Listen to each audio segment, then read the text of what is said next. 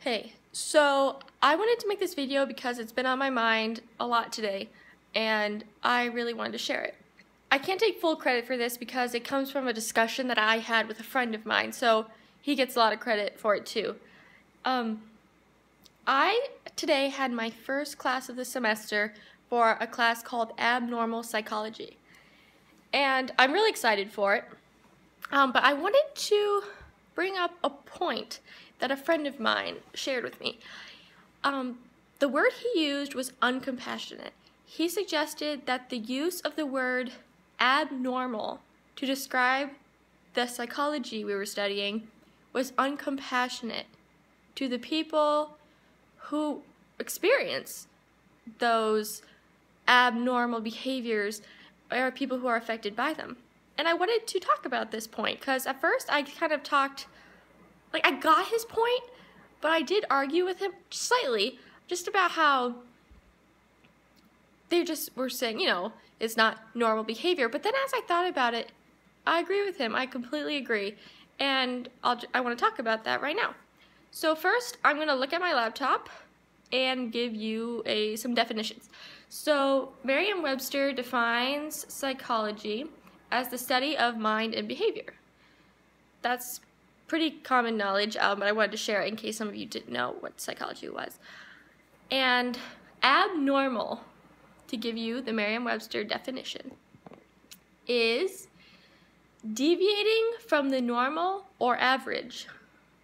Unusual in an unwelcome or problematic way is how it is often used.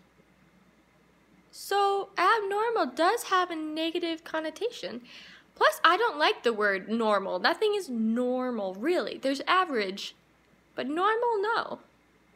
Normal is people's attempt to try and have control, really, is what normal is. But yeah, abnormal, that's negative. And I thought of the word unusual. To me, that sounds a little more positive, and I looked up the definition of unusual, and Merriam-Webster has it as not usual, uncommon, rare. So my suggestion is, instead of calling it abnormal psych, call it unusual psychology. Studying unusual behavior and the brain, unusual symptoms. That just means that they're uncommon or rare, not that they are not normal, often in a problematic or unwelcome way. I think that's important, and I commend my friend for thinking about that. That was a very, that's a good word, sympathetic point of view, and I always like compassion. Compassion's very important, and I like that a lot. So I am a big proponent of calling it unusual psychology and not abnormal psychology. If you are suffering from a mental disorder, would you want people to come up and say, you're so abnormal? Or you want people to come up and say, you're unusual? Personally, I'd rather be told I'm unusual. That's closer to unique, in my opinion. It's, for instance, the doctor takes some blood tests, gets back to you and says, your results were abnormal. That sounds scary, but if they told you your results were unusual, they're unusual. That doesn't necessarily mean bad, where abnormal has that bad connotation. This is just my opinion. I wanted to share it. I'm happy to hear your guys' opinion. That's really it.